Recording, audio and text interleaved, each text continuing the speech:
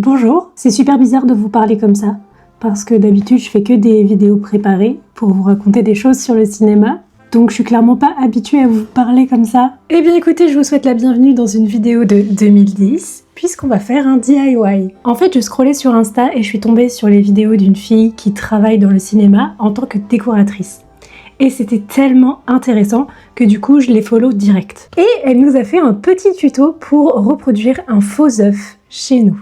Quand j'ai vu qu'il fallait 3 bouts de ficelle pour faire cet accessoire, j'ai sauté dessus. Et oui, parce que le cinéma, ce n'est pas juste regarder des films et en faire des critiques. Alors aujourd'hui, on va essayer de faire un petit œuf sur le plat. Évidemment, je vous mets le compte Instagram de cette personne juste ici et en barre d'infos. Il me semble qu'elle s'appelle Virginie, alors merci Virginie, continue ton contenu, c'est vraiment ultra intéressant. Une chose à savoir sur moi, c'est que je suis une touche à tout. Mais ça veut pas dire que je suis douée en tout. Donc on va voir ensemble aujourd'hui si je suis douée pour refaire des accessoires. Voilà de quoi nous avons besoin. Nous avons besoin d'une pâte fimo jaune d'œuf, de peinture acrylique blanche, de vernis transparent liquide, de papier sulfurisé, de poivre, de pastel, et de ce que j'ai vu, faut aussi se munir d'une paire de ciseaux, de petits cure-dents et d'un sèche-cheveux. Le sèche-cheveux c'est en option, mais si vous voulez que ça aille plus vite, bah écoutez, il n'y a plus qu'à.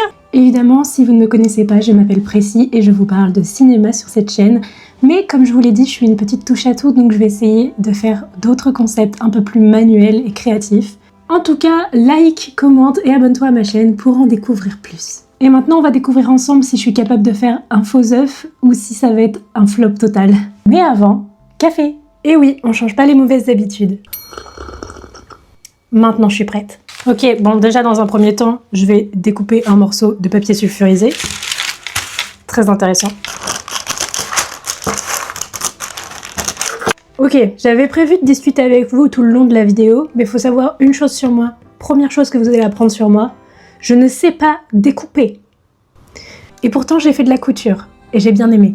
Mais je ne sais pas découper. C'est un enfer. Et à chaque fois, tout le monde est là en train de me dire « Oui, mais faut que tu mettes au fond du ciseau ou au bout du ciseau. » Ils sont jamais d'accord, et de toute façon, rien ne marche. J'ai fini par me dire...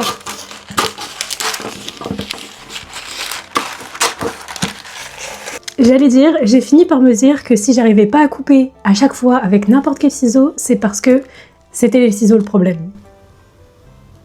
Ouais, tu me fais pitié. Non mais je sais, vous allez me dire que c'est moi le problème, mais je vous jure, je pense sincèrement que c'est pas un mythe l'histoire des ciseaux pour droitier et gaucher. Parce que j'ai obligée de prendre mes ciseaux de couture pour couper quoi que ce soit correctement. Sauf que tous ceux qui font de la couture vont me dire oh, « Tu utilises tes ciseaux de couture pour couper du papier ». Et ouais les gars, mais je fais plus de couture en ce moment, donc le jour où je referai de la couture, je rachèterai un ciseau. Mais de toute façon c'est soit ça, soit je peux pas couper. Ok, la seconde étape c'est d'étaler de la peinture acrylique sur notre papier sulfurisé. Donc c'est ce que je vais faire et je vais vous parler de 2-3 trucs. Pendant ce temps, je me suis armée d'une cuillère parce que je pense que je vais pas le faire au doigt. J'avais rien en carton, donc peut-être que je vais sacrifier une cuillère, on verra. C'est un peu satisfaisant, je vous avoue. Là, vous voyez mieux. Merde, j'en ai mis à côté. Donc, j'ai réfléchi à ce que je pouvais vous dire pendant cette vidéo. Je peux m'exprimer notamment sur le fait que j'aime toucher à tout. Et que du coup, ça me frustre de vous faire que des vidéos travailler sur l'histoire d'un acteur ou sur un gros problème qu'il y a eu dans le ciné ou sur la face cachée d'un tournage, etc. Donc, du coup, je me demandais, est-ce que ça vous intéresserait que je fasse d'autres types de contenu, un peu comme je suis en train de vous faire maintenant, parce que ça me fait kiffer. Vous voyez, genre, ça fait parler plus ma créativité. Écoutez, on va partir là-dessus. Hein. Essaye de faire des bords un peu sympas. Et en même temps, si c'est trop parfait, ça ne marchera pas. Donc, faut que j'arrête. Je pense qu'il faut que j'arrête. Voilà, du coup, tout ça pour vous dire que je pense que je vais m'autoriser de faire plus de contenu différent parce que ça me ressemble plus, ça me fera plus plaisir et j'espère ça vous fera plus plaisir à vous aussi. Vous le voyez mon blanc d'œuf là? Il est beau hein? Oui chef. Sur Insta, j'ai lancé une série de vidéos parce que j'ai dit que j'avais des films cultes en retard pour quelqu'un qui adore le cinéma, mais j'en ai genre beaucoup, et du coup j'ai fait une liste de 50 films cultes à regarder en 2026. Autant j'ai eu vraiment beaucoup de retours, beaucoup de bons commentaires et tout, j'ai eu surtout beaucoup d'abonnés qui sont arrivés, parce qu'à la base je commençais avec rien du tout. Autant ça m'a vachement surprise. Bon, déjà l'ampleur qu'a eu la vidéo, parce qu'elle a vraiment fonctionné, je crois que là j'ai atteint à peu près les 200 000 vues. Et il y a eu pas mal de commentaires chiants. Parmi les commentaires qui m'ont saoulée, c'est tous les gens qui disent « Ouais, t'as pas vu ça alors que tu dis que t'aimes le cinéma, c'est pas possible, blablabla, si t'as pas vu ce film, t'as rien vu. » Sous-entendu, on est tous obligés de passer par la grande porte pour commencer le cinéma. Ok, le parcours des personnes que je connais qui aiment le cinéma a été à peu près le même. C'est-à-dire qu'un jour, ils se sont dit « J'adore le ciné, donc je vais aller chercher les films les plus vus et les plus aimés sur internet et je vais commencer par là. » Eh ben excusez-moi, mais moi, ça a pas été mon parcours. Maintenant, on va se munir de notre petite pâte Fimo et on va faire le jaune d'œuf. Donc, je vous disais, moi, je suis pas passée par cette porte-là. C'est pas comme ça que ça s'est fait. Quand j'avais 12 ans, je suis devenue amie avec ma meilleure amie actuelle. Elle était déjà très fan de cinéma et c'est elle qui a fait ma culture ciné. Parce que j'avais la flemme de découvrir par moi-même et que c'était vachement sympa qu'elle me fasse découvrir. Donc, j'avais 12 ans, j'ai pas vu que des films géniaux et j'en ai rien à faire parce que je trouve qu'il n'y a pas de sous-genre. Mais il faut savoir que ma meilleure amie est hyper éclectique comme moi et c'est pour ça que je me retrouve dans une situation où j'ai vu La Jetée, mais j'avais pas vu Forrest Gump, par exemple. C'est pour ça que ça me fait rire que les gens me jugent comme n'étant pas une vraie cinéphile parce que je n'ai pas vu tous ces films ultra connus, en partant du principe que si j'ai pas vu ces films, c'est que je suis seulement fan de Marvel et des Avengers. Ouais, il y a des Marvel que je kiffe. Et alors ? Mais qu'est-ce que ça fait ? Ça ne m'empêche absolument pas d'aimer d'autres films. Je pense qu'il n'y a rien qui m'énerve plus que les gens qui dévaluent la valeur des gens selon ce qu'ils aiment ou non. C'est pas parce que je peux apprécier des films qui sont jugés moins bons que je ne peux pas apprécier des films plus niches, des films d'auteur ou des films étrangers. C'est pareil, on m'a beaucoup jugé sur le fait que j'avais mis plein de films américains dans ma liste. Mais excusez-moi, si je vais dans la rue et que j'interviewe quelqu'un en lui demandant quel est pour vous le film le plus culte, combien de personnes vont me donner un titre américain ? Alors, certes, le cinéma japonais, c'est cool, le cinéma italien, c'est bien, le cinéma français aussi. Tous les gens qui étaient pas contents que j'ai mis beaucoup de films américains m'ont dit ça. Ok, il doit y avoir 7 films d'Asie de l'Est dans ma liste. Mais qui va me sortir dans la rue un film d'Asie de l'Est ? Je suis pas en train de regarder les films cultes, un peu niche, spécial cinéphile. Là, je voulais rattraper les films qui sont un peu cultes, genre cultes, iconiques, appréciés par le plus grand nombre. Donc en fait, qui sont ultra mainstream, et on fait un peu passer ça pour un truc un peu stylé niche, alors qu'en fait, pas du tout. C'est comme tous les gens qui aiment Tarantino et qui pensent être ultra niche, alors que tout le monde kiffe Tarantino.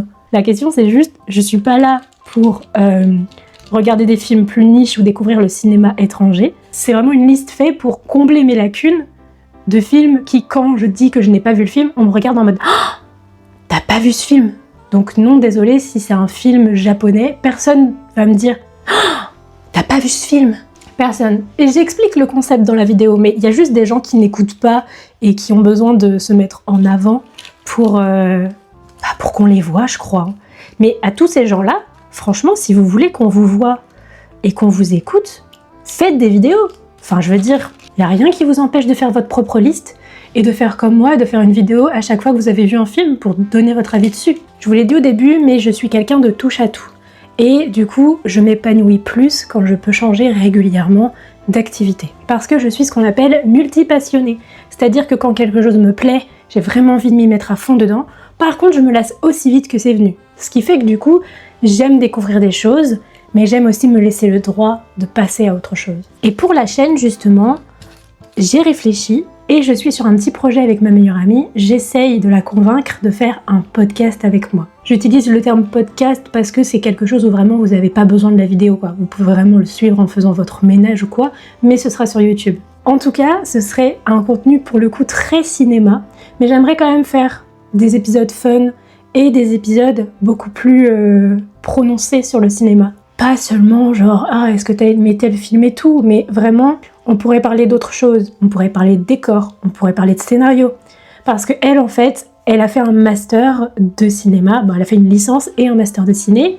Donc, on peut dire qu'elle est maître. Et elle souhaiterait devenir scénariste. Elle a vraiment une culture, pas que dans le ciné, mais une culture globale qui est incroyable. C'est un peu un puits de science. Ce qui est trop drôle avec elle, c'est que c'est autant une scientifique qu'une artiste. Alors que moi, la science, Et donc, je me suis dit que ça m'intéressait de faire des vidéos comme ça où je vous parle, mais que je me lasserais vite de parler toute seule. Et celle avec qui j'ai les meilleures conversations sur le ciné, c'est bien elle. Et je me suis dit que ça serait vraiment sympa si elle acceptait qu'on fasse un podcast ensemble de manière régulière. Faut savoir un truc déjà sur nous, on n'habite pas dans la même ville et on a toutes les deux des emplois du temps de ministres. Et en plus de ça, faut savoir que elle est pas du tout réseau. Elle connaît rien au réseau. Et je trouve que c'est encore plus génial. Et franchement, j'espère que vous adhérerez au projet si ça se fait. J'espère que vous adhérerez à sa personnalité. En fait, non, je m'inquiète même pas parce que elle est géniale. Et on est vraiment pas pareil. Et j'ai déjà plein d'idées d'épisodes sur lesquels j'aimerais bien qu'elle vous parle. Comme je vous l'ai dit, elle est ultra éclectique. Et d'ailleurs, ça lui a valu vachement de remarques de la part de ses camarades de ciné. Parce que elle a un énorme tatouage Avengers. Enfin bref, je vais arrêter de vous la vendre, vous la découvrirez par elle-même si elle est ok. Et en attendant, moi je vais prendre mon petit jaune d'œuf et je vais le mettre à cuire. Je vous avoue que là, tout de suite, j'ai ultra chaud. C'est la ménopause en avance. J'ai tout le temps des bouffées de chaleur. Donc bougez pas, j'arrive, je vais allumer mon four. Pendant que ça cuit, je sais pas trop de quoi vous parler, je vous avoue. Bien sûr, je vais continuer à faire du contenu un peu plus travaillé sur l'envers du décor, les anecdotes de tournage ou les grosses histoires qui peuvent exister dans le cinéma. Et j'aimerais aussi faire plus de vidéos comme celle-ci, un peu plus créatives, parce que vraiment, plus je peux être créative, mieux je me porte. Mais j'avoue que sur ce genre de vidéos-là, il y a beaucoup moins d'idées qui me viennent, parce que je me dis, mais qu'est-ce que je peux bien faire avec mes mains qui peut quand même les intéresser ? Parce que là, c'est un test, cette vidéo, mais ça se trouve, vous en avez rien à cirer et vous avez même pas cliqué dessus. Mais au moins, je passe un très bon moment. Je vais pas vous faire perdre plus votre temps que ça. Je vous rejoins dès que l'œuf est cuit. 2 hours later. Les gars, on a un jaune d'œuf. Je le trouve vachement mimi. C'est la première fois que je réussis un truc à la pâte Fimo. Vous allez me dire, c'était pas hyper compliqué. J'ai quand même recommencé 3 fois pour être satisfaite du résultat. Maintenant, il faut le laisser refroidir. Une fois qu'il sera un peu manipulable, qu'il sera assez froid, je pourrai le mettre dans mon blanc d'œuf. Et après, on attaque le séchage du blanc. On se rapproche de la fin. On se rapproche du résultat final. Ok, là, mon œuf, je peux le toucher. Il est encore chaud, mais vu que j'ai pas de patience, on va faire ça. Je le décale un peu, je pense, pour que ce soit plus naturel. On a un œuf, les gars. Ok, donc là, il faut que j'aille le sécher au sèche-cheveux. Ce que je vais faire, c'est que je vais chauffer mon œuf et je reviens après.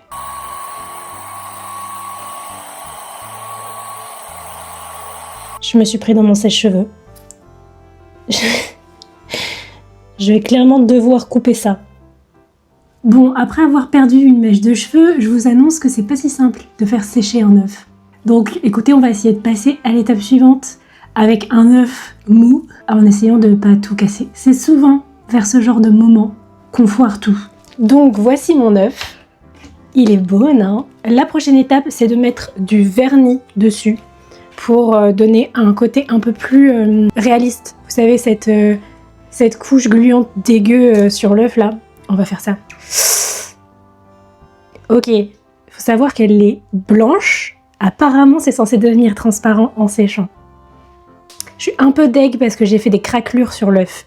Virginie, elle avait dit qu'il fallait pas sécher trop proche de l'œuf. Mais franchement, j'étais super loin, j'étais là par rapport à l'œuf. Mais ça, apparemment, c'était trop. Donc écoutez, on verra quand il sera totalement sec. Je suis un peu triste. Mais je me dis qu'en fait, j'ai peut-être mis trop de peinture. Je sais, là, on est en mode hyper pro. Du coup, je vous parle plus de rien d'autre. Et du coup, elle dit que le secret, c'est d'en mettre un peu sur le blanc pour que ça fasse plus naturel et réaliste. Ce qui est bien, c'est qu'en soi, il coule tout seul. Bon, là, il veut pas, apparemment. Voilà, j'espère que vous passez un bon moment. Moi, oui. J'espère que mes idées de vidéos pour plus tard vous intéressent ou pensent... Oulala, ou pourraient vous divertir, quoi.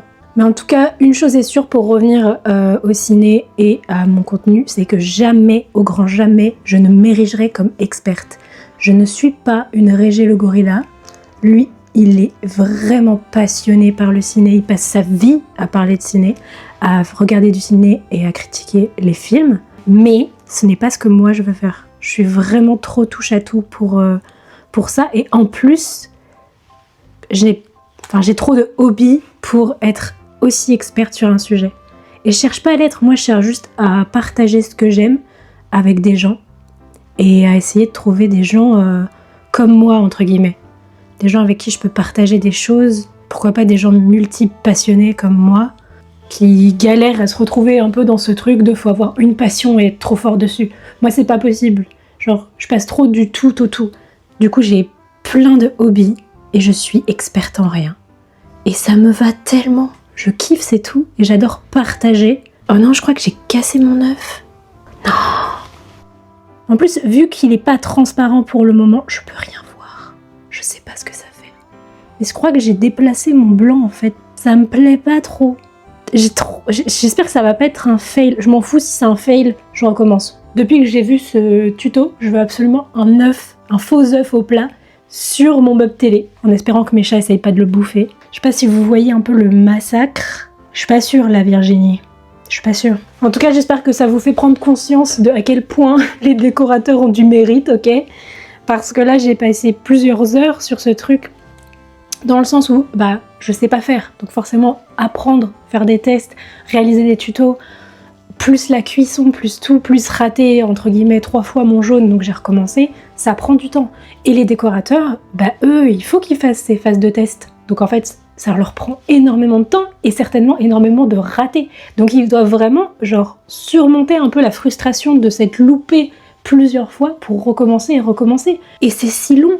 Et vous imaginez pas le moindre petit truc que vous voyez dans un film qui est de l'ordre du décor, qu'il fallait soit réussir à chiner, soit réussir à fabriquer. En fait, je trouve que c'est totalement sous-évalué, sous-estimé, on ne pense jamais à ça. Enfin, c'est un travail monstre. Récemment, j'ai recommencé la série Stranger Things, parce qu'il y a la saison 5 qui est sortie, et j'allais pas la regarder, parce que je me souviens déjà pas de la 4, et genre à partir de la 4, j'étais complètement paumée, parce qu'en fait, ça met tellement de temps à sortir, et c'est normal, du coup j'oublie, parce que j'ai une mémoire très nulle. Du coup, j'ai recommencé du début.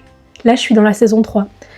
Et en fait, la première chose que j'ai remarqué, c'est les décors sont ouf. Enfin, j'ai trouvé surtout la saison 1 avec, vous savez, la maison de Joyce, avec les lumières et les lettres et tout, j'étais vraiment waouh. Et dès qu'ils allaient dans une baraque, j'étais vraiment en mode waouh, mais tous les objets d'époque, c'est dinguissime, je trouve. Enfin voilà, du coup, n'oubliez pas de regarder les décors et d'apprécier les décors à leur juste valeur, parce que je sais que c'est un élément qui n'est pas central quand vous regardez une série ou un film. Mais en vérité, si. Parce que si on les foutait sur un fond blanc, vos acteurs, ça n'aurait plus de sens. L'esthétique pour moi est tellement important. Les décors, le costume, les lumières, les choix quoi comme ça, c'est assez dingue. J'aime bien faire des trucs manuels, c'est pas pour autant que je suis hyper douée. Regardez la gueule de mon œuf. Voilà. Mais je trouve ça cool aussi de s'essayer aux choses. De se rendre compte que rien qu'un œuf, c'est long à faire. Donc imaginez meubler et décorer une cuisine pour un court-métrage. Mais ça doit être vraiment très passionnant. Écoutez, j'attends qu'il sèche, peut-être que ça prendra quelques jours, et je reviens vous faire ma petite conclusion. Tomorrow. On est le lendemain et on a un œuf. Par contre, ce qu'on n'a pas, c'est du soleil. Du coup, on va se munir de nos pastels. En fait, on va venir assombrir les bords, vous savez, pour donner l'aspect un peu cramé.